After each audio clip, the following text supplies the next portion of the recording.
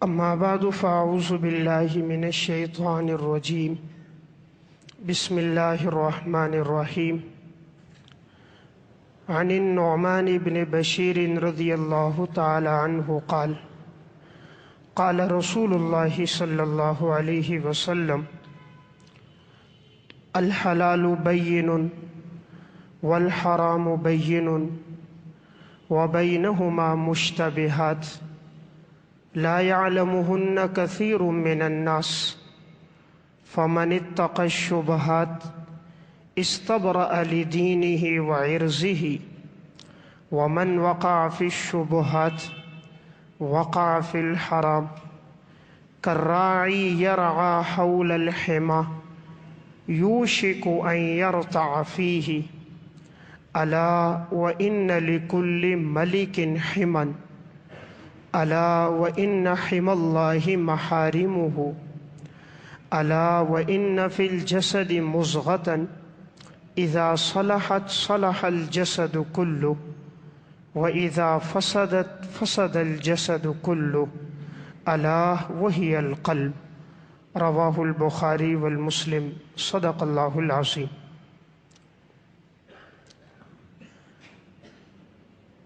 انسان کے جسم میں دل بمنزل بادشاہ کے ہے۔ دل انسان کو جو حکم دیتا ہے انسان وہی کرتا ہے۔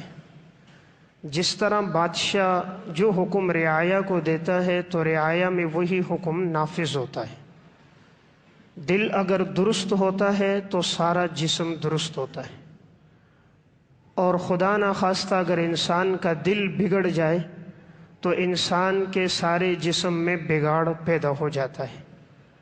حضرت نعمان ابن بشیر رضی اللہ تعالیٰ عنہ کی روایت ہے کہ رسول اللہ صلی اللہ علیہ وسلم نے ارشاد فرمایا الحلال بین والحرام بین، حلال بھی بالکل واضح ہے اور حرام بھی بالکل واضح ہے۔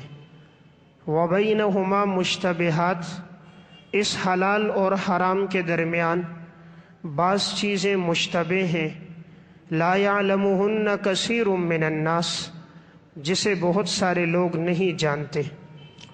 فمن اتقى الشبہات استبرأ لدینہ وعرضہ، جو شخص شبہات سے بچے گا تو وہ اپنی عزت کو بھی محفوظ کر دے گا اور اپنے دین کو بھی محفوظ کر دے گا۔ ومن وقع فی الشبہات، اور جو شخص شبہات میں پڑ جائے گا وقع فی الحرام، قریب ہے کہ یہ شخص حرام میں بھی پڑ جائے۔ کالراعی یرعی حول الحمى، اس کی مثال اس طرح ہے جس طرح کہ کوئی شخص ممنوع چراگاہ کے ارد گرد اپنی بکریوں کو چراتا ہے، یوشک ان یرتع فیہ، قریب ہے کہ ان بکریوں میں سے کوئی ایک اس چراگاہ میں داخل ہو جائے۔ الا وان لکل ملک حمى، خبردار جان لو ہر بادشاہ کی کوئی ممنوع چراگاہ ہوتی ہے۔ الا وان حمى اللہ محارمہ، اور اللہ کی ممنوع چراگاہ وہ ہے وہ گناہ جن کو اللہ نے حرام قرار دیا۔ الا وان فی الجسد مضغۃ، خبردار اس بات کو توجہ سے سن لو کہ انسان کے جسم میں ایک گوشت کا لوتھڑا ہے، اذا صلحت صلح الجسد کلہ، اگر گوشت کا یہ لوتھڑا ٹھیک ہو جائے تو سارا جسم ٹھیک ہو جاتا ہے۔ وَإِذَا فَسَدَتْ فَسَدَ الْجَسَدُ كُلُّهُ، اور اگر گوشت کا یہ ٹکڑا بگڑ جائے تو سارے جسم میں بگاڑ پیدا ہو جاتا ہے۔ الا وہی القلب، توجہ سے سنو، وہ گوشت کا لوتھڑا انسان کے جسم میں موجود انسان کا دل ہے۔ تو اس روایت میں رسول اللہ صلی اللہ علیہ وسلم نے فرمایا کہ انسان کے جسم میں گوشت کا ایک ٹکڑا ہے، اگر یہ ٹھیک ہو جائے تو سارا جسم ٹھیک ہو جاتا ہے، اور خدا نخواستہ اگر گوشت کا یہ ٹکڑا بگڑ جائے تو سارے جسم میں بگاڑ پیدا ہو جاتا ہے۔ تو انسان کے جسم میں مرکزی حیثیت رکھنے والی چیز وہ انسان کا دل ہے۔ اللہ تبارک و تعالی نے ایمان کا محل جس چیز کو بنایا ہے وہ انسان کے دل کو بنایا ہے۔ ایمان سے اہم چیز دنیا میں کوئی نہیں، ایمان سے بہترین چیز، اعلیٰ چیز دنیا میں کوئی نہیں۔ تو اللہ تعالیٰ نے دنیا کی سب سے بہترین چیز ایمان، اس کے لیے جو محل بنایا وہ انسان کے دل کو بنایا۔ اس سے معلوم ہوتا ہے کہ دل بڑی اہمیت کا حامل ہے، کہ اللہ نے پورے جسم میں ایمان کے لیے جس کو چنا ہے وہ انسان کے دل کو چنا۔ اللہ رب العزت ارشاد فرماتے ہیں وَلَكِنَّ اللَّهَ حَبَّبَ إِلَيْكُمُ الْإِيمَانَ وَزَيَّنَهُ فِي قُلُوبِكُمْ، اللہ تعالیٰ نے محبوب بنا دیا تمہارے لیے ایمان کو، اور اللہ نے تمہارے دلوں کو ایمان کے ساتھ مزین کر دیا۔ اللہ نے تمہارے دلوں کو ایمان کے ساتھ مزین کر دیا، تو معلوم ہوا ایمان کا محل انسان کا دل ہے۔ تو اس سے انسان کے دل کی اہمیت معلوم ہوتی ہے کہ اللہ تعالیٰ نے پورے جسم میں جس کو چنا ایمان کے لیے وہ انسان کے دل کو چنا۔ نمبر 2، دوسری ایک اہم چیز یہ ہے کہ اللہ تبارک و تعالیٰ جو دیکھتا ہے وہ انسان کے دل کو دیکھتا ہے۔ پہلی بات تو میں نے عرض کی کہ ایمان کا محل دل ہے۔ دوسری اور اہم بات یہ ہے کہ اللہ تعالیٰ کی جو نگاہ ہے وہ انسان کے دل پر ہوتی ہے۔ صحیح مسلم کی روایت ہے، رسول اللہ صلی اللہ علیہ وسلم نے ارشاد فرمایا ان اللہ لا ينظر الى صورکم واموالکم، اللہ تبارک و تعالیٰ نہیں دیکھتا تمہاری صورتوں کی طرف اور نہیں دیکھتا تمہارے اموال کی طرف، وَلَكِنْ يَنْظُرُ إِلَىٰ قُلُوبِكُمْ وَأَعْمَالِكُمْ، لیکن اللہ دیکھتا ہے تمہارے دلوں کو اور تمہارے اعمال کو۔ اللہ تمہاری صورت کو نہیں دیکھتا کہ یہ سیاہ فام ہے یا سفید فام ہے، یہ عربی ہے یا عجمی ہے، یہ کس شہر کا رہنے والا ہے، اس کے چہرے کی رنگت کیسی ہے، اس کی زبان کیسی ہے، اللہ کے ہاں اس کا اعتبار نہیں۔ اللہ تمہارے مال کو نہیں دیکھتا کس کے پاس دولت زیادہ ہے، بینک بیلنس کس کے پاس زیادہ ہے، نہیں۔ اللہ کس کو دیکھتا ہے؟ فرمایا اللہ تمہارے دلوں کو دیکھتا ہے اور تمہارے اعمال کو دیکھتا ہے۔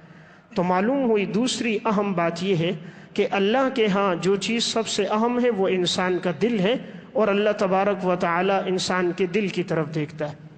تیسری اہم بات یہ ہے سب سے بہترین انسان کون ہے؟ ایک تو یہ ہے کہ میں کہوں فلاں انسان بہتر ہے، آپ کہیں فلاں انسان بہتر ہے۔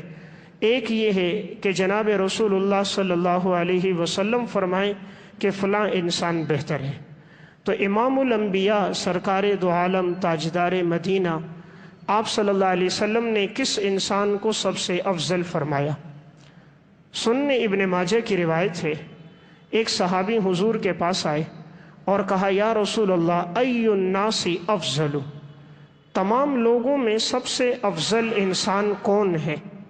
آپ صلی اللہ علیہ وسلم نے فرمایا کل مخموم القلب صدوق اللسان، ہر وہ انسان جو مخموم القلب ہو، زبان کا سچا ہو، وہ اللہ کے ہاں پسندیدہ ہے۔ صحابہ اکرام نے فرمایا یا رسول اللہ زبان کا سچا یہ بات تو ہمیں سمجھ آ گئی، لیکن مخموم القلب اس کا کیا مطلب ہے؟ تو رسول اللہ صلی اللہ علیہ وسلم نے 6 باتیں بیان فرمائی کہ جس انسان کے اندر یہ 6 باتیں ہوں گی وہ اللہ کے ہاں سب سے افضل انسان ہوگا، اور وہی مخموم القلب ہے۔ آپ نے فرمایا هو التقی النقی لا اسم فیہ ولا بغی ولا غل ولا حسد۔ آپ نے سب سے پہلی بات یہ بیان فرمائی کہ مخموم القلب وہ انسان ہے هو التقی، جو انسان پرہیزگار ہو۔ سب سے پہلی صفت جو پرہیزگار ہو، گناہوں سے بچنے والا ہو، وہ انسان اللہ کے ہاں پسندیدہ ہے۔ نمبر 2 النقی، جس کا دل صاف ستھرا ہو، جس کے دل میں کسی کے لیے میل کچیل بغض حسد کینہ نہ ہو، دل کا صاف ستھرا ہو، وہ اللہ کے ہاں پسندیدہ ہے۔ نمبر 3 لا اسم فی، جس کی زندگی میں کوئی گناہ نہیں ہے، وہ اپنے آپ کو گناہوں سے بچاتا ہے، گناہ ہو جائے تو فوراً توبہ کرتا ہے۔ نمبر 4 ولا بغی، جو کسی پہ ظلم نہیں کرتا، ظلم سے اپنے آپ کو بچاتا ہے۔ نمبر 5 ولا غل، جس کی زندگی میں کینہ اور حسد نہیں ہے۔ کسی سے نفرت نہیں کرتا، اپنے دل میں کسی کے لیے بغض نہیں رکھتا۔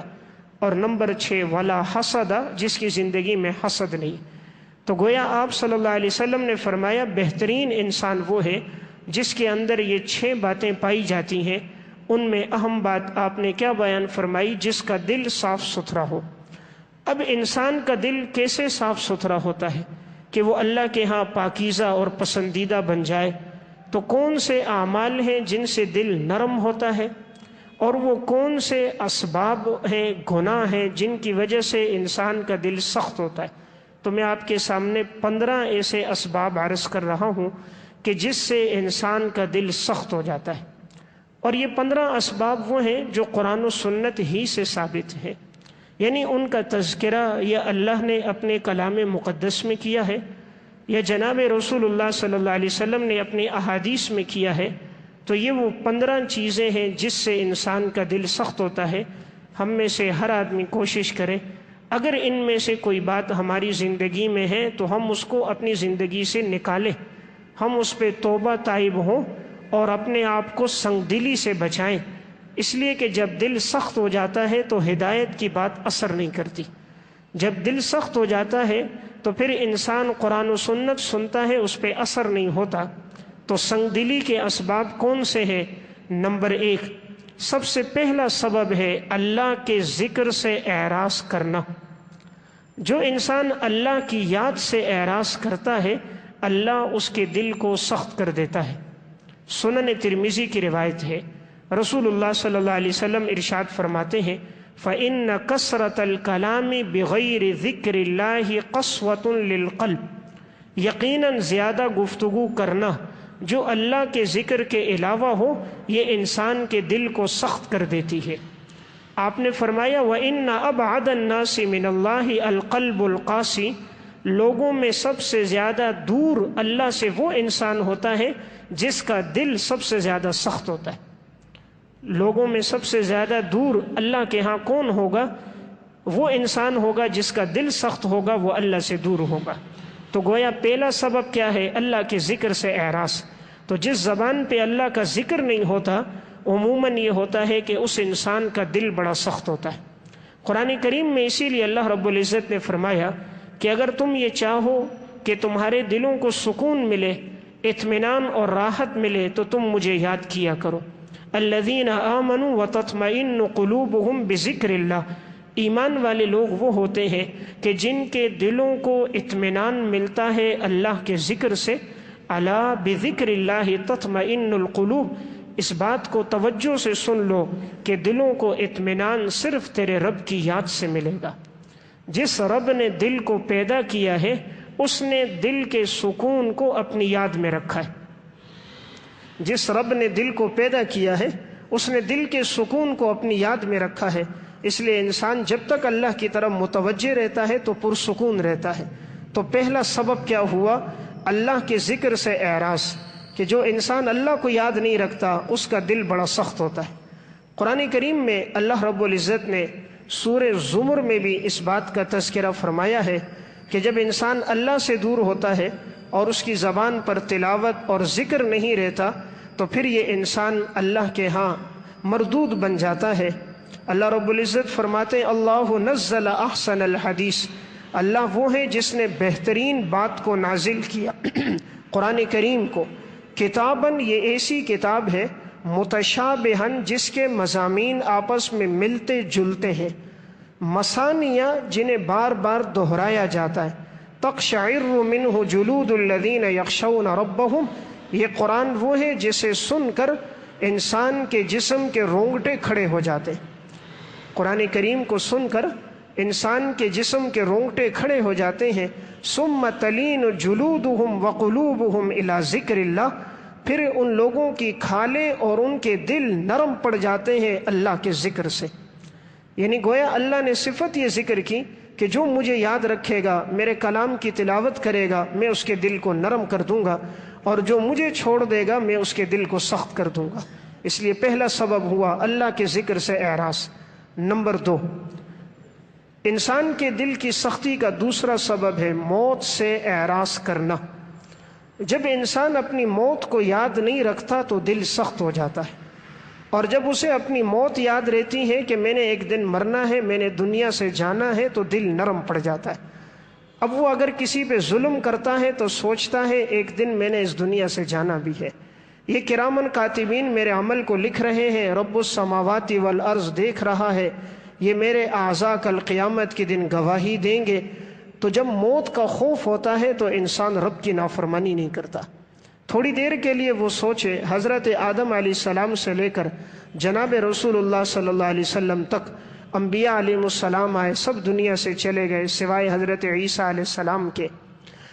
جتنے صلحاء آئے، بزرگ آئے، نیک لوگ آئے، سب دنیا سے چلے گئے۔ تو موت کو جو یاد رکھتا ہے اس کا دل نرم ہوتا ہے، جو موت کو بھول جاتا ہے اس کا دل سخت ہو جاتا ہے۔ اسی لیے حدیث میں آتا ہے، رسول اللہ صلی اللہ علیہ وسلم نے ارشاد فرمایا، ان هذه القلوب تصدأ كما يصدأ الحديد اذا اصابه الماء۔ یقیناً انسان کے دلوں کو زنگ لگ جاتا ہے جس طرح کہ لوہے کو پانی لگے تو اسے زنگ لگ جاتا ہے۔ صحابہ اکرام نے پوچھا، قیل یا رسول اللہ وما جلاؤها، کہ یہ زنگ کیسے اترے گا؟ لوہے پہ زنگ لگ جائے، رگمال مارا تو زنگ دور ہو جاتا ہے، انسان کے دل پر زنگ لگ جائے تو یہ کیسے دور ہوگا؟ تو آپ صلی اللہ علیہ وسلم نے ارشاد فرمایا، کثرت ذکر الموت، اپنی موت کو کثرت سے یاد کرنا۔ اپنی موت کو کثرت سے یاد کرو گے تو دلوں سے زنگ اتر جائے گا۔ جب زنگ اترے گا تو دل نرم ہو جائے گا، اور جب زنگ اوپر باقی ہوگا تو دل سخت ہوگا۔ تو گویا کہ دوسری چیز انسان کے دل کی نرمی کا سبب بنے گی موت کو یاد رکھنا، اور موت کو بھلا لینا دل کی سختی کا سبب ہے۔ ایک خاتون کے بچے کا انتقال ہو گیا اور اسے کسی طرح تسلی نہیں آ رہی تھی۔ وہ اپنے بچے کے جسم کے ساتھ لپٹی رو رہی تھی، یہی کہہ رہی تھی میرا بچہ زندہ ہوگا، زندہ ہوگا۔ لوگوں نے سمجھایا کہ دنیا میں جو بھی آیا ہے جانے کے لیے، سب کا انتقال ہو گیا، تیرا بچہ بھی چلا گیا، کل تو نے اور ہم نے بھی چلا جانا ہے۔ لیکن خاتون کو یہ بات محبت میں سمجھ نہ آئی۔ ایک عالم کے پاس گئی، اس سے کہا کہ تم کوئی دم کرو کہ میرا یہ بیٹا زندہ ہو جائے۔ انہوں نے سمجھایا، اماں جی انتقال ہو گیا، موت کے بعد تو زندگی نہیں ہے۔ اس نے کہا نہیں، آپ دم کرو، اللہ اس کو زندہ کرے گا۔ اس عالم نے کہا اماں جی ایک گلاس پانی لے کر آؤ، لیکن ایسے گھر سے لے کر آنا جس گھر میں آج تک کسی کا انتقال نہ ہوا ہو۔ کوئی ایسا گھر ہو جس گھر میں ان کے باپ، دادا، پڑدادا، نانا، نانی، پوتے، پڑ پوتے، یعنی کسی کا بھی انتقال نہ ہوا ہو، ان کے خاندان میں، ان کے نسب میں کسی کا انتقال نہ ہوا ہو، ایسے گھر سے ایک گلاس پانی لے آؤ، میں دم کر دوں گا۔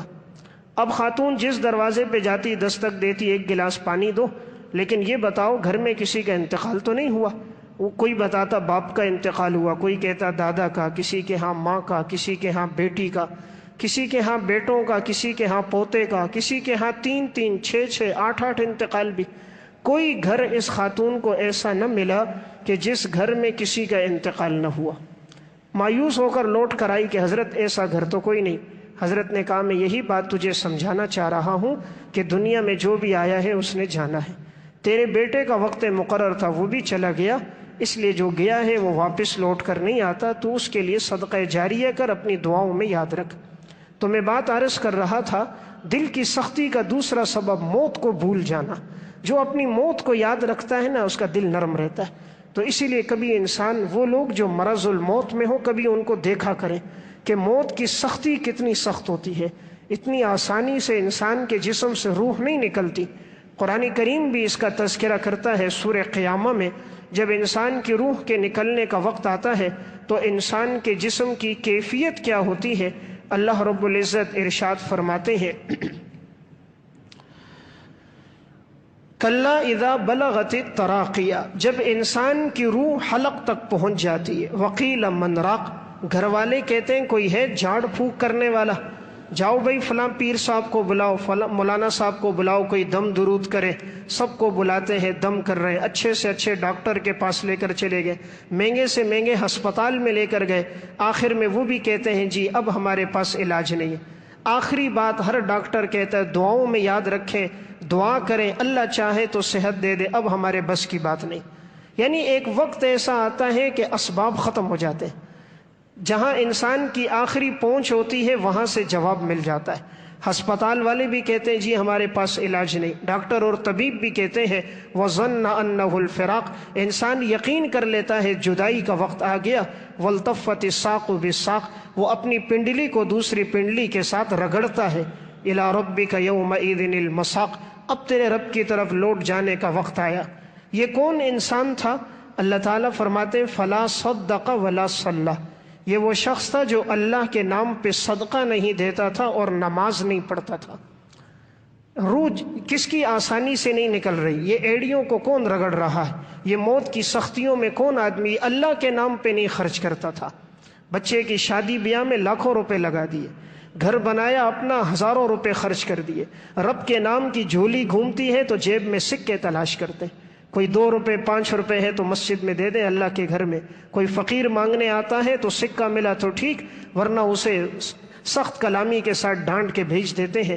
اللہ نے کہا یہ وہ لوگ تھے جو میرے نام پہ نہیں دیتے تھے، فلا صدق ولا صلی، نماز نہیں پڑھتے تھے، ولا صلی، نماز نہیں پڑھتے تھے، ولیکن کذب وتولی، یہ وہ تھے جو ہمارے احکامات کو جھٹلاتے تھے، سنتے تھے عمل نہیں کرتے تھے۔ آج کون سا مسلمان ہے جسے شریعت کے احکامات کا نہیں پتہ لیکن وہ جھٹلاتا ہے؟ پتہ ہے حرام کھانا منع ہے، حرام کھا رہے، معلوم ہے بدنظری کرنا گناہ کبیرہ کر رہے، معلوم ہے رشوت لینا سود لینا حرام ہے کر رہے، معلوم ہے مظلوم پہ ظلم کر دینا حرام ہے لے کر رہے ہیں۔ یعنی ہر انسان اپنے علم پر عمل نہیں کر رہا، شریعت کے احکامات کو جھٹلا رہے۔ جتنا ہمارے پاس علم ہے ہم نے کتنا عمل کیا؟ ہر آدمی ضروریات کو جانتا ہے، ماں باپ کا کتنا بڑا حق ہے، نافرمانی کر رہا ہے، معلوم ہے بچوں میں عدل کرنا ہے، انصاف نہیں کر رہا، معلوم ہے نماز چھوڑنا گناہ کبیرہ چھوڑ رہا ہے، تو ولیکن کذب، یہ وہ تھا جس نے ہمارے احکامات کو جھٹلایا، وتولی، اور روح گردانی کی، ثم ذهب الى اهله يتمطى، یہ وہ انسان ہے جو اکڑ اکڑ کے چلتا تھا، اولا لک فاولا، ہلاکت ہے تیرے لیے، ہلاکت ہے تیرے لیے، ثم اولا لک فاولا، ہلاکت ہے انسان تیرے لیے، ہلاکت ہے انسان تیرے لیے۔ ایحسب الانسان ان یترک سدی، تمہارا کیا گمان ہے ہم نے تمہیں بیکار پیدا کیا ہے؟ تمہاری زندگی کا کوئی مقصد نہیں ہے، ہم نے تمہیں بے فائدہ پیدا کیا۔ علم یک نطفۃ من منی یمنی، ہم نے تمہیں ایک بے حقیر قطرے سے پیدا نہیں کیا، ثم کان علقۃ، ہم نے اس بے حقیر قطرے کو ہم نے گوشت کا ٹکڑا بنایا، فخلق فسوى، پھر ہم نے تمہیں پیدا کیا برابر سرابر پیدا کیا، فجعل منہ الزوجین الذکر والانثى، ہم نے تمہیں جوڑا جوڑا بنایا، مذکر اور مؤنث پیدا کیا۔ الیس ذلک بقادر علی ان یحیی الموتى، کیا تیرا رب قادر نہیں ہے مردوں کو زندہ کرنے پر؟ یعنی موت کے بعد اللہ سب کو زندہ کرے گا، محشر کے میدان میں حساب و کتاب ہوگا۔ تو بہرحال دوسرا سبب انسان کے دل کی سختی کا ہے وہ اپنی موت کو بھول جانا۔ نمبر 3، دل کی سختی کا تیسرا سبب ہے قرآن کی تلاوت نہ کرنا۔ جو قرآن کی تلاوت نہیں کرتا اس کا دل سخت ہوتا ہے، اور جو قرآن کی تلاوت کرتا ہے اس کا دل نرم ہوتا ہے۔ رسول اللہ صلی اللہ علیہ وسلم فرماتے ان هذه القلوب تصدأ كما يصدأ الحديد، انسان کے دل کو زنگ لگتا ہے جیسا کہ لوہے کو زنگ لگتا ہے۔ تو جب صحابہ نے پوچھا زنگ کیسے اترے گا، آپ نے 2 چیزیں بیان کی ہیں، کثرت ذکر الموت، موت کو کثرت سے یاد کرنا، نمبر 2 وتلاوت القرآن، اللہ کے کلام کی تلاوت کرنا۔ تو جو آدمی قرآن کی تلاوت کرے گا اس کا دل نرم ہوگا، اور جو قرآن کی تلاوت نہیں کرتا اس کا دل سخت ہو جاتا ہے۔ آج کا غافل انسان ہے وہ کہتا ہے مجھے موسیقی سے سکون ملتا ہے۔ جب اللہ کسی کو راندہ درگاہ کر دے پھر اسے گناہوں میں لذت ملنا شروع ہو جاتی ہے، اور جب کوئی انسان اللہ کے قریب ہو جاتا ہے تو گناہ میں پڑتے ہوئے وحشت ہوتی ہے، گناہ کا کام کرتے ہوئے ڈرتا ہے کہ میرا رب دیکھ رہا ہے، اور جب اللہ سے دوری ہو جاتی ہے تو گناہ کے کام میں اسے لذت ملنا شروع ہو جاتی۔ تو یہ ایک آخری وقت ہوتا ہے جب انسان کا دل سیاہ ہو جاتا ہے۔ اس لیے قرآن کریم کی تلاوت کو اپنے معمولات میں لے کر آئیں، روزانہ قرآن کریم کے کچھ نہ کچھ حصے کی تلاوت کریں۔ ہر مسلمان پہ حق بنتا ہے کہ وہ مہینے میں کم از کم 1 قرآن کریم تو تلاوت کرے، روزانہ 1 سپارہ پڑھے، مہینے میں 1 قرآن پورا ہو جائے۔ لیکن بڑی بدبختی کی بات ہے آج پورا سال گزر جاتا ہے ہم 1 دفعہ بھی قرآن نہیں پڑھ پاتے۔ اس سے بڑی کیا بدبختی، 8-8 گھنٹے فیس بک چلاتے ہیں، 6-6 گھنٹے انٹرنیٹ دیکھتے ہیں، 2.5 سے 3 گھنٹے اخبارات پڑھتے ہیں، آپس کی نجی گفتگو میں 6 گھنٹے لگا دیں گے، قرآن کریم پڑھنے کی توفیق نہیں ہوتی۔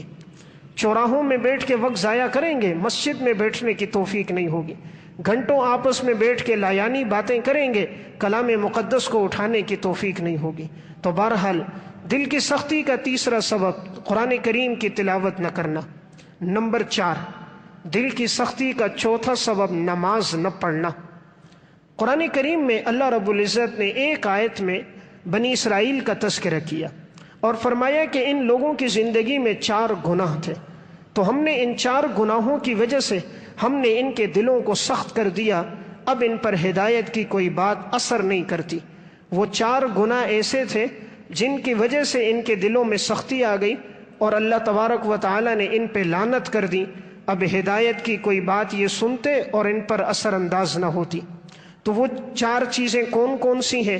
تو نمبر 4 ہے نماز نہ پڑھنا، نمبر 5 ہے دل کی سختی کا سبب زکوٰۃ نہ دینا، نمبر 6 ہے رسول اللہ پر صلی اللہ علیہ وسلم پر ایمان نہ لانا، اور نمبر 7 ہے اللہ کے راستے میں قرض حسنہ نہ دینا، اللہ کے راستے میں صدقہ نہ دینا۔ اللہ تعالیٰ نے ان 4 چیزوں کو سورہ مائدہ میں بیان فرمایا۔ وَلَقَدْ أَخَذَ اللَّهُ مِيثَاقَ بَنِي إِسرَائِيلَ، تیرے رب نے بنی اسرائیل سے وعدہ لیا، وَبَعَثْنَا مِنْهُمُ 12 نَقِيبًا، اور ہم نے 12 سردار ان پر بھیجے۔ وَقَالَ اللَّهُ إِنِّي مَعَكُمْ، اللہ نے فرمایا یقیناً میں تمہارے ساتھ ہوں گا، لَإِنْ أَقَمْتُمُ الصَّلَاةَ، اگر تم نماز کو قائم کرو گے، وَآتَيْتُمُ الزَّكَاةَ، اور تم زکوٰۃ دو گے، وَآمَنْتُمْ بِرُسُلِي، اور تم میرے رسولوں پر ایمان لے کر آؤ گے، وَعَزَّرْتُمُوهُمْ، اور میرے رسولوں کو تم تقویت دو گے، ان کی مدد کرو گے، وَأَقْرَضْتُمُ اللَّهَ قَرْضًا حَسَنًا، اور تم اللہ کے راستے میں بہترین قرض دو گے، اللہ کے راستے میں خرچ کرو گے، لَأُكَفِّرَنَّ عَنْكُمْ سَيِّئَاتِكُمْ، اگر یہ 4 باتیں ہوں گی تو میں تمہارے گناہوں کو مٹا دوں گا، وَلَأُدْخِلَنَّكُمْ جَنَّاتٍ تَجْرِي مِن تَحْتِهَا الْأَنْهَارُ، اور میں ضرور بے ضرور تمہیں ایسے باغات میں داخل کروں گا جن کے نیچے نہریں بہہ رہی ہوں گی۔ فَمَنْ كَفَرَ بَعْدَ ذَلِكَ مِنْكُمْ، پس جو انکار کرے گا تم میں سے اس کے بعد، فَقَدْ ضَلَّ سَوَاءَ السَّبِيلِ، یقیناً وہ سیدھے راستے سے بھٹک جائے گا۔ فَبِمَا نَقْضِهِمْ مِيثَاقَهُمْ، انہوں نے ہمارے وعدے کو توڑا، لَعَنَّاهُمْ، ہم نے ان پر لعنت کر دی، وَجَعَلْنَا قُلُوبَهُمْ قَاسِيَةً، ہم نے ان کے دلوں کو سخت کر دیا، ہم نے ان کے دلوں کو سخت کر دیا۔ تو یہ 4 باتیں تھیں، نماز نہ پڑھنا، زکوٰۃ نہ دینا، اللہ کے رسولوں پر ایمان نہ لانا، اور اللہ کے راستے میں خرچ نہ کرنا۔ اللہ تعالیٰ نے کہا جس آدمی میں یہ 4 باتیں ہوں گی تو اللہ اس کے دل کو سخت کر دے گا۔ آج جو ہمارے دل سخت ہو گئے ہیں، ہم دیکھیں تو یہی وجہ ہے، ہمارے ہاں نماز کا اہتمام نہیں، جمعے کی نماز پڑھ لیتے ہیں، باقی پورا ہفتہ نماز نہیں پڑھتے، اس لیے دل سخت ہے۔ اللہ کے راستے میں خرچ نہیں کرتے، زکوٰۃ نہیں دے رہے، اس لیے دل سخت ہے۔ جو دیتے ہیں وہ بغیر حساب کے دیتے ہیں، پورا مال کا حصہ نہیں دیتے، اور اللہ کے رسولوں پر ایمان لا کر تقویت نہیں دیتے، دین کی مدد نہیں کرتے، دینداروں کی علماء کی مدد نہیں کرتے، اور قرض حسن، اللہ تعالیٰ نے اپنے راستے میں خرچ کرنے کو قرض حسن کہا تم میرے راستے میں دو تو یہ تم مجھے قرض دے رہے ہو۔ دیکھیں دنیا میں انسان کسی کو قرض دیتا ہے تو اس کے بارے میں تو یہ آدمی تصور کر سکتا ہے کہ شاید مجھے یہ قرض نہ لوٹائے، لیکن خالق کائنات کے بارے میں تو کبھی کوئی مسلمان یہ تصور نہیں کر سکتا کہ میں اپنے رب کو دوں اور میرا رب مجھے نہ لوٹائے۔ اللہ تعالیٰ فرماتا ہے من ذا الذی یقرض اللہ قرضا حسنا، کون ہے جو اپنے رب کو قرض حسن دے گا، فَيُضَاعِفَهُ، تیرا رب اس کو دگنا کر کے ڈبل کر کے واپس کرے گا، وَلَهُ أَجْرٌ کریم، اور بہترین اجر اس کے علاوہ ہوگا۔ دنیا میں اگر کوئی کہے نا کہ 1,00,000 روپے لگاؤ اور تمہیں نفع 1,00,000 روپے ہوگا، کتنی جلدی لگائیں گے؟ 1,00,000 روپے پہ نفع اول تو 1,00,000 دنیا کا کوئی تاجر آپ کو دے گا نہیں کہ 1,00,000 روپے پہ 1,00,000 روپے دے، زیادہ سے زیادہ نفع دے گا 5,000 10,000 روپے۔ تو ہم کتنی خوشی سے لگاتے ہیں کہ 1,00,000 روپے میں یہ ہمیں 10% نفع دے رہا ہے، 10,000۔ اللہ کہتا ہے تم میرے راستے میں دو، میں تمہیں دگنا کر کے ڈبل کر کے دوں گا، 1,00,000 روپے کے ساتھ دگنا کر کے 2,00,000، اور دوسری جگہ 10 گنا دوں گا، 10 لاکھ، اور ایمان کی جتنی پختگی ہوگی تو 700 گنا، اور ایمان میں تقویت اور اخلاص ہوگی تو 7000 گنا کر کے اللہ لوٹاتا ہے۔ جتنا ایمان میں تقویت اور اخلاص ہوگی، جتنا رزق حلال ہوگا، اتنا اللہ طاقتور کر کے واپس لوٹائے گا۔ تو بہرحال یہ جو 4 باتیں ہو گئی، نماز نہ پڑھنا، زکوٰۃ نہ دینا، اللہ کے راستے میں خرچ نہ کرنا، اللہ کے رسولوں پہ ایمان نہ لانا، اس کی وجہ سے بھی انسان کا دل سخت ہو جاتا ہے۔ نمبر 8واں سبب جس کی وجہ سے دل سخت ہوتا ہے وہ ہے گناہوں میں مگن ہو جانا، گناہوں میں زندگی گزارنا۔ جو انسان گناہ کی زندگی گزارتا ہے، اللہ تبارک و تعالی اس کے دل کو اتنا سخت کر دیتا ہے کہ ہدایت کی کوئی بات اب اس پہ اثر نہیں کرتی۔ قرآن کریم سورہ مطففین میں اللہ رب العزت فرماتے ہیں کلا بل ران علی قلوبہم ما کانوا یکسبون، یہ وہ لوگ ہیں کہ ان کے دلوں پہ زنگ آ چکا ہے بسبب اس کے جو یہ دنیا میں کرتے تھے، ان کے گناہوں کی وجہ سے زنگ آیا۔ اس لیے حدیث میں آتا ہے، رسول اللہ صلی اللہ علیہ وسلم نے فرمایا جب انسان اللہ کی نافرمانی کرتا ہے اس کے دل پہ ایک سیاہ نقطہ لگ جاتا ہے، اگر وہ معافی مانگ لے تو فبہا، پھر گناہ کرتا ہے دوسرا نقطہ، پھر گناہ تیسرا نقطہ، ایک وقت آتا ہے کہ انسان کا پورا دل سیاہ ہو جاتا ہے، اس پہ زنگ آ جاتا ہے، اب ہدایت کی کوئی بات اثر نہیں کرتی۔ تو بہرحال 8واں سبب ہے گناہوں میں مگن ہونا، اس لیے انسان کوشش کرے گناہوں سے بچے، ورنہ دل سخت ہو جائے گا، پھر ہدایت کی کوئی بات اثر نہیں کرتی۔ دیکھیں نوح علیہ السلام کا بیٹا ہے، پیغمبر کا بیٹا، اور پیغمبر دعوت دے رہے اپنے بیٹے کو کہ بیٹا آؤ ایمان لے آؤ، لیکن آگے سے بیٹا ایمان نہیں لاتا۔ نوح علیہ السلام کہتے ہیں کہ ابھی اللہ کی طرف سے عذاب آئے گا پانی کی صورت میں، تم کیا کرو گے؟ وہ آگے سے جواب دیتا ہے میں پہاڑ پہ چڑھ جاؤں گا اور میری جان چھوٹ جائے گی۔ نوح علیہ السلام نے کہا اللہ کے عذاب سے تمہیں کوئی نہیں بچا سکتا۔ سورہ ہود میں اللہ رب العزت نے فرمایا وَهِيَ تَجْرِي بِهِمْ فِي مَوْجٍ كَالْجِبَالِ، وہ پانی اس طرح تھا، اس پانی کی موجیں جس طرح کے پہاڑ ہیں، پانی کی موج اتنی تھی جس طرح کے پہاڑ کی بلندی۔ وَنَادَى نُوحٌ ابْنَهُ، نوح علیہ السلام نے اپنے بیٹے کو پکارا، وَكَانَ فِي مَعْزِلٍ يَا بُنَيَّ ارْكَب مَعَنَا، پیارے بیٹے ہمارے ساتھ کشتی میں سوار ہو جاؤ، وَلَا تَكُن مَعَ الْكَافِرِينَ، پیارے بیٹے کافر نہ بنو۔ قَالَ سَآوِي إِلَى جَبَلٍ يَعْصِمُنِي مِنَ الْمَاءِ، جب دل سخت ہو جاتا ہے تو انسان اسباب کا سہارا لیتا ہے، اور جب دل نرم ہوتا ہے تو مسبب الاسباب پہ نظر ہوتی ہے۔ تو بیٹے کا دل سخت تھا، ایمان نہیں تھا، کفر تھا، کہنے لگا ابا جان میں پہاڑ پہ چڑھ جاؤں گا اور یہ پہاڑ مجھے محفوظ کرے گا، بچائے گا۔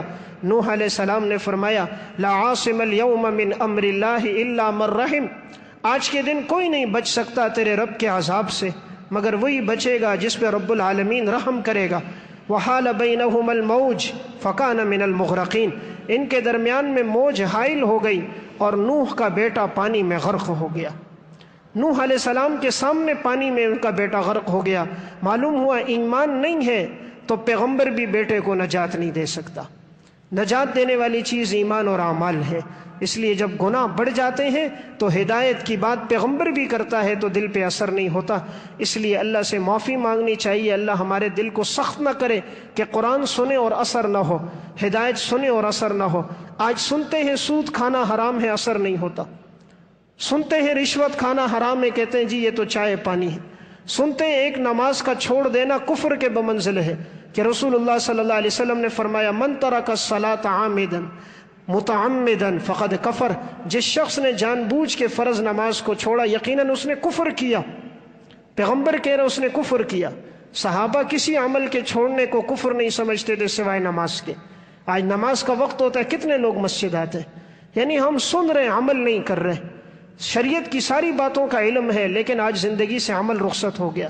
تو بہرحال گناہوں میں مگن رہنا۔ نمبر 9واں سبب جس سے دل سخت ہو جاتا ہے وہ ہے حق قبول کرنے سے اعراض کرنا۔ حق کی بات کوئی کہے اور انسان اعراض کرے، حق کی بات کو قبول نہ کرے تو سمجھنا چاہیے دل سخت ہو گیا۔ اللہ تعالیٰ نے سورہ توبہ میں اس کو ذکر فرمایا وَإِذَا مَا أُنزِلَ سُورَةٌ نَظَرَ بَعْضُهُمْ إِلَى بَعْضٍ، قرآن کی جب کوئی صورت نازل ہوتی ہے یہ منافق ایک دوسرے کو دیکھتے ہیں، هَلْ يَرَاكُم مِّنْ أَحَدٍ، اور کن آنکھوں سے دیکھ کر کہتے ہیں کوئی دیکھ تو نہیں رہا مجلس میں، ثُمَّ انصَرَفُوا، پھر یہ اٹھ کے چلے جاتے ہیں۔ پیغمبر کی مجلس سے، دین کی مجلس سے دیکھتے ہیں کوئی دیکھنے والا تو نہیں ہے، اٹھ کے چلے جاتے ہیں۔ اللہ نے فرمایا صرف اللہ قلوبہم، ہم نے ان کے دلوں کو پھیر دیا، بأنہم قوم لا یفقہون، یہ ایسی قوم ہے جو دین کی باتوں کو نہیں سمجھتے، یہ نہیں سمجھتے، یہ اعراض کرتے تھے، ہم نے ان کے دلوں کو پھیر دیا۔ کیوں پھیرا؟ دین کی بات کو توجہ سے نہیں سنتے تھے، عمل نہیں کرتے تھے۔ صحابہ اکرام کے بارے میں فرمایا فَأَمَّا الَّذِينَ آمَنُوا فَزَادَتْهُمْ ایمانا، دین کی بات سنتے ہیں ان کا ایمان بڑھ جاتا ہے، وَهُمْ يَسْتَبْشِرُونَ، خوش ہوتے ہیں، عمل کرتے ہیں، خوش ہوتے ہیں، آج میں نے یہ نیک عمل کیا۔ وَأَمَّا الَّذِينَ فِي قُلُوبِهِمْ مرض، جن کے دلوں میں بیماری ہے، کفر کی، نفاق کی، فزادتہم رجسن الی رجسہم، ان کی ناپاکی اور بڑھ جاتی ہے، شریعت کا حکم سن کے دل کی ناپاکی، گندگی اور بڑھتی ہے۔ وَمَاتُوا وَهُمْ كَافِرُونَ، پھر مرتے ہیں تو کفر کی حالت میں مرتے ہیں۔ تو کتنی سخت بات اللہ نے بیان کی کہ دین کی بات اثر نہیں کر رہی اور موت کفر پہ آ رہی ہے۔ نمبر 10، دل کی سختی کا 10واں سبب کیا ہے؟ خواہشات نفس کی پیروی کرنا۔ جب انسان خواہشات کے پیچھے چلتا ہے، دین کو مقصد نہیں بناتا، خواہشات کے مطابق زندگی گزارتا ہے، پھر اللہ اس کے دل کو سخت کر دیتا ہے۔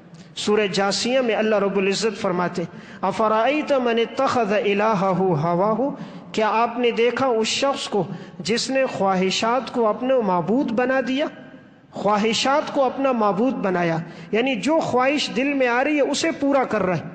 آج یہی ہو رہا ہے، ہر انسان خواہشات کو پورا کر رہا ہے کہ میں نے یہ چاہا، میرے بچے یہ چاہ رہے، میری یہ خواہش ہے، خواہشات کو پورا کر رہا ہے۔ خواہشات دنیا میں بادشاہ کی بھی پوری نہیں ہوتی، اور ضرورت اللہ فقیر کی بھی پوری کر دیتا۔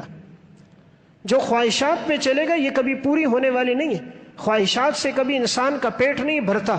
خواہشات اور دنیا کی محبت یہ ایسی چیز ہے کہ آپ صلی اللہ علیہ وسلم نے فرمایا لو کان لابن آدم وادیان من مال لابتغى ثالثا ولا يملأ جوف ابن آدم الا التراب، اگر ابن آدم کے پاس 2 مال وادیوں کے ہوں، اور ایک روایت میں ہے سونے کی 2 وادیاں ہوں، تو وہ چاہے گا تیسری وادی مل جائے، اس کا پیٹ نہیں بھرے گا سوائے قبر کی مٹی کے۔ انسان دولت سے، خواہشات سے، مال سے کبھی سیر نہیں ہوتا۔ تو اللہ نے فرمایا یہ وہ لوگ ہیں جنہوں نے خواہشات کو معبود بنایا۔ وَأَضَلَّهُ اللَّهُ عَلَىٰ عِلْمٍ، اللہ نے ان کو علم کے باوجود گمراہ کر دیا۔ علم تھا، عمل نہیں تھا نا، صرف نرا علم نجات نہیں دیتا، علم تو شیطان کے پاس بھی تھا لیکن عمل نہیں تھا۔ اللہ نے کہا آدم کو سجدہ کر، اس نے کہا میں کیوں سجدہ کروں، میں آگ سے بنا، وہ مٹی سے بنا، آگ کے اندر علو، بلندی، مٹی میں عاجزی، تو میں کیسے اس کے سامنے سجدہ کروں؟ عمل نہ کیا، گمراہ ہو گیا۔ تو اللہ تعالیٰ نے فرمایا یہ وہ لوگ ہیں جو علم کے باوجود اللہ ان کو گمراہ کر دے گا۔ وَخَتَمَ عَلَىٰ سَمْعِهِ وَقَلْبِهِ، اور مہر لگا دی ان کے کانوں پر، ان کے دل پر۔ وَجَعَلَ عَلَىٰ بَصَرِهِ غِشَاوَةً، اور ہم نے ان کی آنکھوں کے سامنے پردے لٹکا دیے۔ فَمَن يَهْدِيهِ مِن بَعْدِ اللَّهِ، اللہ کے بعد کوئی ہے جو تمہیں ہدایت دے سکے؟ یعنی اللہ کہہ رہا ہے اگر میں گمراہ کروں تو کوئی ہے جو تمہیں ہدایت دے سکے؟ افلا تذکرون، نصیحت کیوں نہیں حاصل کرتے ہو؟ تو اللہ جب گمراہ کر دے تو کوئی ہدایت نہیں دے سکتا، اور جب اللہ ہدایت دینا آئے تو زندگی کے 2 جملے ہوتے ہیں، وہ انسان کی ہدایت کا ذریعہ بن جاتے ہیں۔ تو بہرحال خواہشات پہ چلنا، اس سے انسان کا دل سخت ہوتا ہے۔ نمبر 11واں سبب ہے دل کی سختی کا، زیادہ ہنسنا اور لہو لعب کی زندگی گزارنا۔ جو آدمی ہنسنے میں زندگی گزارے، لہو لعب میں یعنی لایانی چیزوں میں، بے فائدہ چیزوں میں زندگی گزارے، جیسے آج موبائل میں وقت لگتا ہے، وہ ایک لایانی آلہ ہے، اس سے مثبت کام کم لیے جاتے ہیں، منفی زیادہ، غلط استعمال اس کا زیادہ ہوتا ہے۔ اور آج زیادہ وقت لطیفوں میں بیٹھے ہوں گے، مجلس میں ایک لطیفے، دوسرا لطیفے سنائے گا، تو جو زیادہ ہنستا ہے اس کا دل سخت ہوتا ہے۔ جناب رسول اللہ صلی اللہ علیہ وسلم نے ارشاد فرمایا لا تکثروا الضحک فإن کثرة الضحک تمیت القلب۔ سنن ابن ماجہ کی روایت ہے زیادہ مت ہنسا کرو، اس لیے کہ زیادہ ہنسنے سے دل مردہ ہو جاتا ہے۔ زیادہ مت ہنسا کرو اس لیے کہ زیادہ ہنسنے سے دل مردہ ہو جاتا ہے۔ رسول اللہ صلی اللہ علیہ وسلم کبھی آپ نے اس طرح نہیں ہنسے کہ آپ کے پچھلے دانت نظر آئے، آپ زیادہ سے زیادہ مسکراتے تھے، تبسم کرتے تھے، آپ نے کبھی قہقہا نہیں لگایا۔ جیسے ہمارے ہاں ہنستے ہیں تو دور تک آواز آ رہی ہوتی، چونکہ آخرت کا خوف کوئی نہیں، اس لیے آپ صلی اللہ علیہ وسلم نے ایک دفعہ صحابہ کو دیکھا ہنس رہے تھے، آپ نے فرمایا کہ اگر تم وہ جانتے جو میں جانتا ہوں تو تم لوگ ہنستے کم اور روتے زیادہ۔ یعنی جو میں جانتا ہوں آخرت کی باتیں اگر تمہیں بھی پتہ چل جائیں جنت اور جہنم کے، تو تمہارا ہنسنا ختم ہو جائے گا اور تم رو گے زیادہ۔ تو بہرحال زیادہ ہنسنے سے دل مردہ ہو جاتا ہے، ایسی مجلسوں میں شرکت نہ کریں، ایسے شخص کے پاس نہ بیٹھیں جس کا کام ہی جھوٹے لطیفے سنانا، کسی پہ بہتان باندھنا، اللہ رسول کے نافرمانی کر کے دوسروں کو ہنسانا۔ بعض لوگ ہنسانے کی خاطر دین کا بھی مذاق اڑا رہے ہوتے، کبھی مولوی کا مذاق، کبھی داڑھی کا مذاق، کبھی سنتوں کا مذاق، اس طرح مذاق سے ایمان سے نکل جاتے۔ آپ داڑھی کا مذاق کر رہے ہیں، پیغمبر کی سنت کا مذاق کر رہے ہیں، تو سنت کا مذاق کر کے بھی بھلا کوئی مسلمان رہ سکتا ہے؟ اس لیے سوچنا چاہیے کہیں ایسا نہ ہو میں ایمان سے نہ نکل جاؤں۔ علماء نے ایک بات لکھی ہے، ایک آدمی سنت پر عمل نہیں کرتا تو ٹھیک ہے عمل نہ کرے، لیکن اگر وہ سنت کا مذاق کر دیتا ہے تو کہا استہزاء سے وہ کافر ہو جائے گا، دین سے نکل جائے گا، نکاح اس کا ٹوٹ جائے گا، جتنے اعمال ختم ہو جائیں گے۔ مسواک کرنا سنت عمل ہے، لیکن اس کا مذاق کر دینا، استہزاء کر دینا، یہ ایمان سے خارج کر دیتا ہے۔ اس لیے جنہوں نے شریعت کا مذاق کیا اللہ نے دنیا میں ان لوگوں کو سزائیں دی ہیں۔ علامہ ابن خلکان رحمۃ اللہ علیہ کی کتاب ایک وفیات الاعیان و انباء ابناء الزمان، اس میں انہوں نے ابو سلامہ کے واقعے میں کہا، ایک حالات میں ایک واقعہ لکھا، شذرات الذہب میں بھی یہ واقعہ ہے۔ تو واقعہ یہ تھا کہ ایک دفعہ ایک محدث نے مسواک کی فضیلت بیان کی اور احادیث سنائی کہ آپ صلی اللہ علیہ وسلم نے اس کی بڑی فضیلت بیان کی ہے، اور آپ نے فرمایا اگر مجھے امت کی مشقت کا اندیشہ نہ ہوتا تو میں حکم دیتا کہ ہر نماز کے لیے تم مسواک کرو، لولا ان اشق علی امتی لامرتهم بالسواک عند کل صلاۃ۔ جب یہ حدیث سنائی ایک بدبخت تھا، وہ اٹھا اور اس نے مسواک لی اور اپنی ازار نیچے کر کے اپنے پاخانے کی جگہ میں مارنے لگا، تو مذاق کرنے لگا کہ یہ مسواک تو یہاں مارنے کے قابل ہے، منہ میں مارنے کے قابل نہیں، اس کو تو یہاں مارا جائے، منہ میں نہ مارا جائے۔ یہ شخص جب رات کو سو گیا تو چند دنوں کے بعد ایسا ہوا کہ یہ بیت الخلاء گیا ہے تو اس کے پاخانے کے راستے سے ایک جانور نکلا جو مشابہ تھا چوہے کے، اور اس کے 5 نوکیلے آگے دانت تھے، ایک بالش اس کی دم تھی اور اس کے جسم میں کوئی ہڈی نہیں تھی۔ دروازے بند کرو تو وہ نیچے سے نکل جاتا تھا، ہر جگہ کے اندر سے وہ داخل ہو جاتا تھا۔ یہ شخص جہاں جاتا وہ اس کے پیچھے پیچھے جاتا، تو یہ کہتا تھا کہ اس جانور نے میری آنتوں کو اندر سے کاٹ دیا، تو اس کی آنتیں اس کے پاخانے کے راستے میں نکل چکی تھی۔ ہر وقت یہ حالت اس کی ہوتی، جہاں جاتا وہ جانور، دروازے بند کرتا وہ نیچے سے آ جاتا۔ آخر موت اس طرح آئی کہ وہ اس کے جسم پہ تھا، اس کی آنکھیں نکالی اور اس شخص کی موت واقع ہو گئی۔ اب وہ جسم سے ہٹتا نہیں تھا، تو کوئی قریب نہیں جاتا تھا کہ کہیں غسل دیں گے ہمارے ساتھ یہ چمٹ نہ جائے، کفن دیں گے ہمارے جسم کے ساتھ لگ نہ جائے۔ آخر ایسا ہوا اس بدبخت کو نہ غسل دیا گیا، نہ کفن دفن ہوا، نہ تجہیز و تکفین ہوئی۔ ایک بڑا گڑھا کھود لیا گیا، بڑے بڑے لمبے بانس لیے گئے، ان کے ساتھ اس کے جسم کو دھکا دے کے اس گڑھے میں ڈال دیا گیا۔ تو پیغمبر کی سنت کا مذاق کیا تھا، اللہ نے دنیا میں ذلیل و رسوا کر دیا۔ اس لیے شریعت کی کوئی بات آئے کبھی مذاق نہیں کرنا چاہیے، اللہ رسول کا جو حکم آئے عمل کریں، نہیں کر سکتے اس کو مذاق کا موضوع نہیں بنانا چاہیے۔ اس لیے ایسے لطیفوں سے بچنا چاہیے جس میں اللہ اور اللہ کے رسول کا، دین کا، سنتوں کا مذاق اڑایا جا رہا ہو۔ نمبر 12ویں بات جس سے انسان کا دل سخت ہوتا ہے وہ ہے عمل نہ کرنا۔ جب انسان دین کی بات سنتا ہے، بارہا سنتا ہے، عمل نہیں کرتا، اللہ اس کے دل کو سخت کر دیتا ہے۔ اس بات کو اللہ تعالیٰ نے سورہ حدید میں بیان فرمایا ہے، الم یعن للذین آمنوا، کیا وہ لوگ ایمان لے کر نہیں آتے، ان تخشع قلوبہم لذکر اللہ، کہ جن کے دل نرم ہو جائیں اللہ کی یاد سے، وما نزل من الحق، اور جو اللہ نے اتارا کیا وہ اس کو سن کر ان کے دل نرم نہیں ہوتے ایمان والوں کے، ولا یکونوا کالذین اوتوا الکتاب، ان لوگوں کی مانند مت ہو جاؤ جن کو کتاب دی گئی تم سے پہلے، فطال علیہم الامد، ان پہ مدت گزر گئی، فقست قلوبہم، ان کے دل سخت ہو گئے۔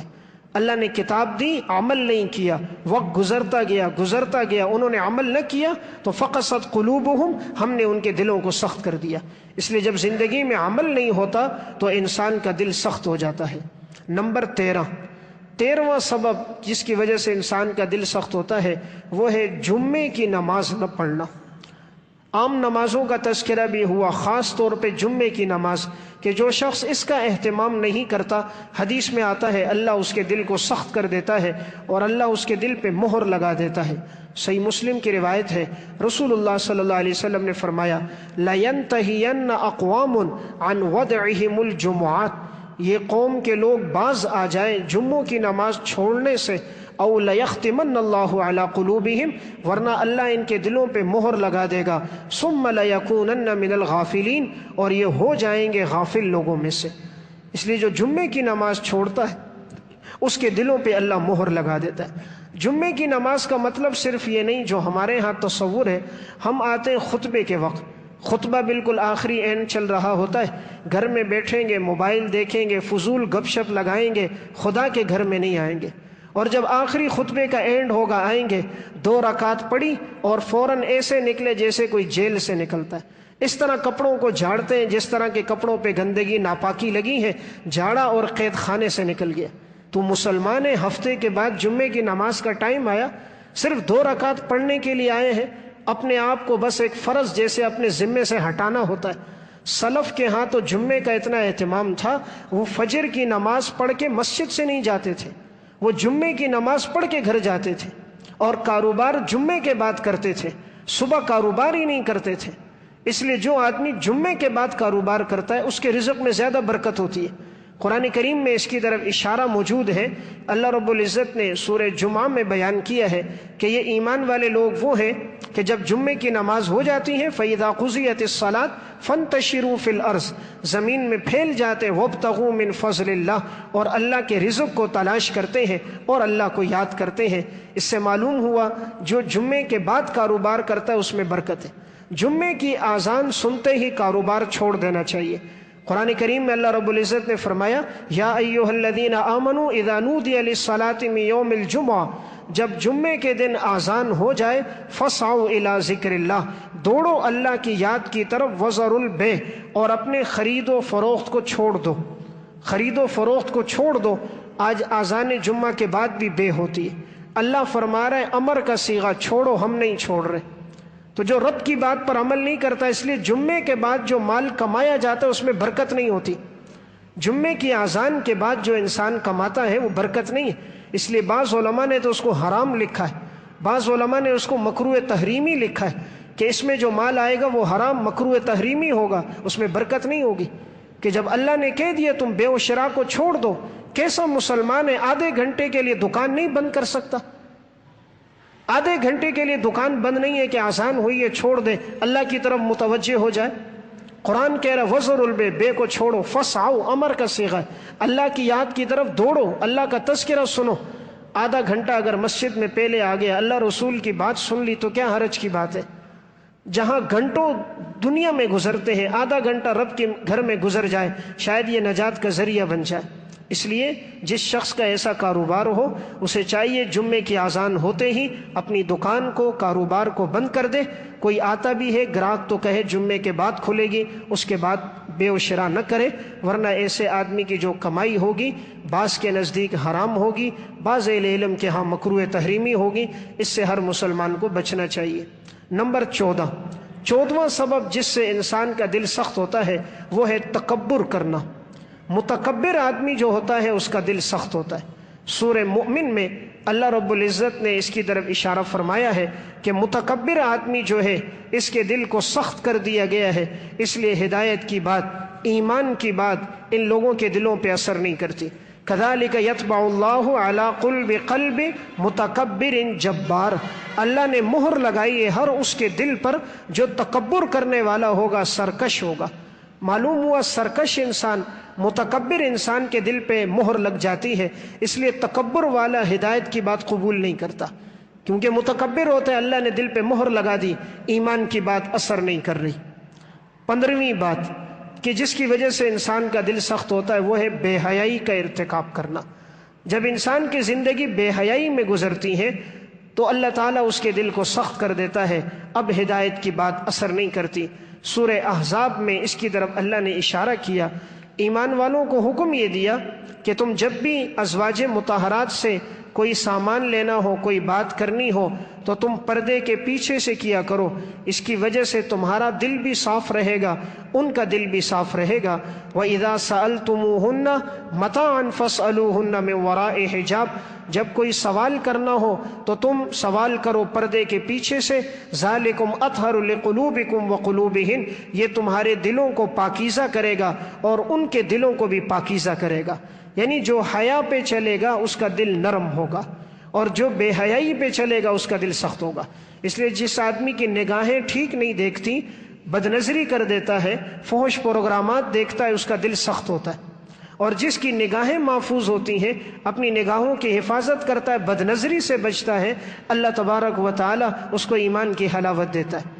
مسند احمد کی روایت ہے، رسول اللہ صلی اللہ علیہ وسلم فرماتے ہیں، ما من مسلم ينظر الى محاسن امرأة اول مرة ثم يغض بصره الا احدث الله له عبادة يجد حلاوتها۔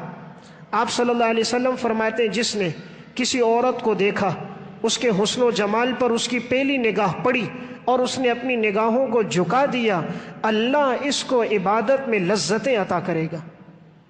آج عبادت میں لذت کیوں نہیں ملتی؟ نماز پڑھتے ہیں توجہ نہیں ہوتی، اللہ اکبر کہتے ہیں توجہ ہماری بکھر جاتی ہے، تلاوت کے لیے بیٹھتے ہیں دل و دماغ کہیں اور ہوتا ہے۔ عبادت میں لذت چاہیے، نظر کی حفاظت کریں۔ عبادت میں خشوع خضوع چاہیے، آنکھوں کے سامنے پردہ لٹکا دے، غیر محرم آ جائے آنکھیں جھکا دے، آپ کو دلی سکون ملے گا۔ نماز پڑھیں گے راحت ملے گی، عبادت کریں گے سکون ہوگا، ورنہ دل تنگ ہوگا۔ بد نظری سے دل تنگ ہو جاتا ہے، گناہ سے دل کمزور ہوتا ہے، نیکی سے دل طاقتور ہوتا ہے۔ گناہ کر کر کے دل کمزور، پھر انسان ہر چیز سے ڈرتا ہے، ہر چیز سے گھبراتا ہے، ہر وقت خوف کی حالت میں رہتا ہے۔ اور نیکی کرنے والے کا دل طاقتور ہوتا ہے، اس کے اندر تقویت اتنی آتی ہے، وہ کسی چیز سے گھبراتا نہیں ہے، موت کو سامنے دیکھ کر بھی وہ مسکرا رہا ہوتا ہے، اس کے دل میں رب کے علاوہ کسی کا ڈر نہیں ہوتا۔ اس لیے بہرحال ایک بات میں نے یہ عرض کر دی، بے حیائی سے بچنا چاہیے ورنہ دل سخت ہو جاتا ہے۔ آج کے درس کی آخری بات یہ ہے، ایک اور سبب جو ہے وہ ہے مال اور دولت کی حرص و ہوس۔ جب مال اور دولت کی حرص میں انسان پڑ جاتا ہے، دنیا میں پڑ جاتا ہے، تو اس کا دل سخت ہو جاتا ہے۔ اس لیے دنیا کے پیچھے جانا منع نہیں ہے، دنیا کمانے کا حکم ہے ضرورت کی حد تک، لیکن دنیا میں منہمک ہو جانا، اس طرح منہمک ہو کہ انسان اللہ رسول کو بھول جائے، عبادات کو ترک کر دے، شریعت نے اس سے انسان کو منع کیا ہے۔ دنیا میں لگے ضرور، لیکن اپنے آپ کو عبادت کے لیے بھی مختص کرے۔ میں ایک واقعہ سنا کے بات ختم کرتا ہوں۔ امام ابن قدامہ رحمۃ اللہ علیہ کی کتاب ہے التوابین، اس میں انہوں نے ایک واقعہ لکھا۔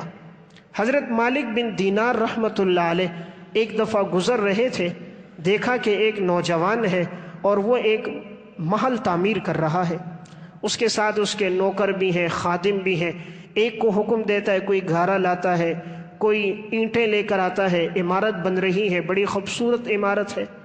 مالک بن دینار کے دل میں آیا کہ یہ نوجوان اس کے سارا وقت عمارت کے بنانے پہ لگ رہا ہے، اور اتنا اللہ نے اس کو حسن و جمال اور دولت دی، اور یہ دین سے دور ہے، کس طرح یہ دین کے قریب آ جائے۔ مالک بن دینار اس کے پاس گئے، ان کے ساتھ ان کے خادم بھی تھے۔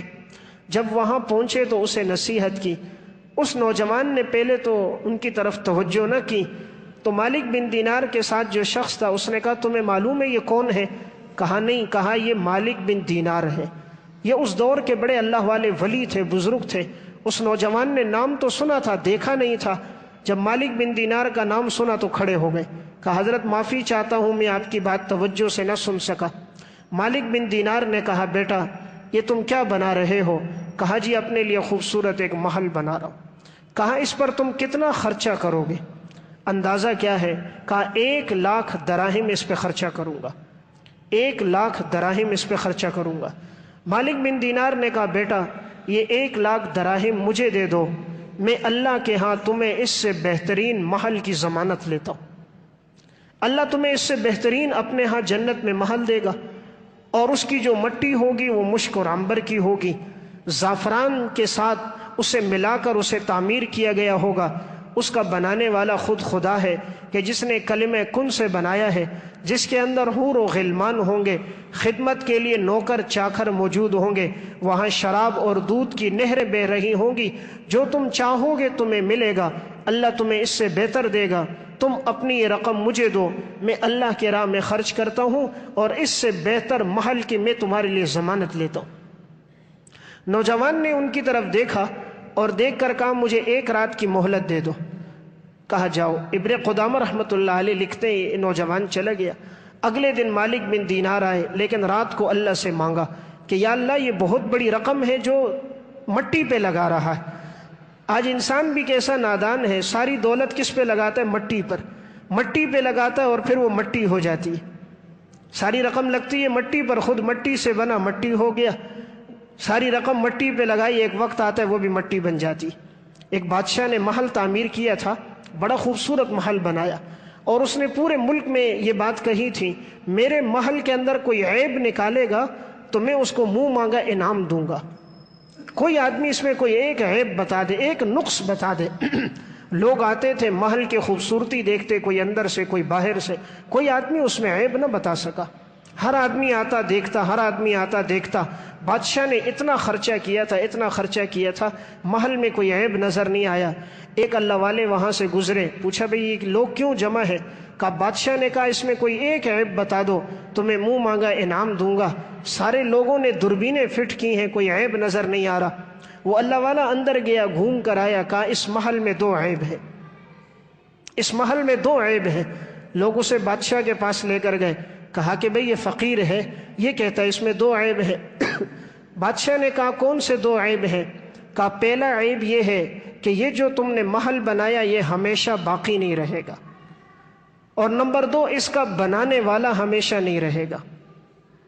نہ یہ محل ہمیشہ رہے گا اور نہ اس کا بنانے والا ہمیشہ رہے گا۔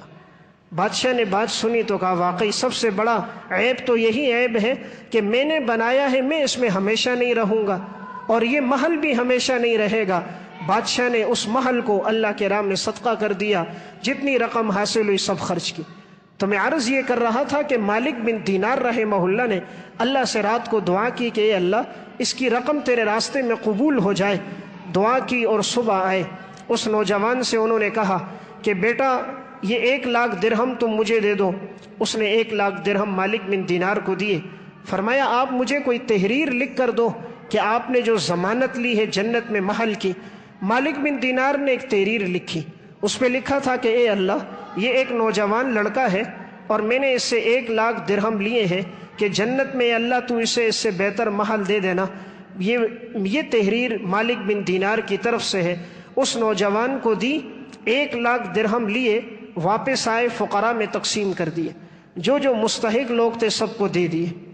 چند دن گزرے، 40 دن بھی پورے نہیں ہوئے تھے کہ مالک بن دینار فجر کی نماز پڑھنے کے لیے آئے۔ جیسے ہی محراب کے قریب تو محراب میں کاغذ نظر آیا۔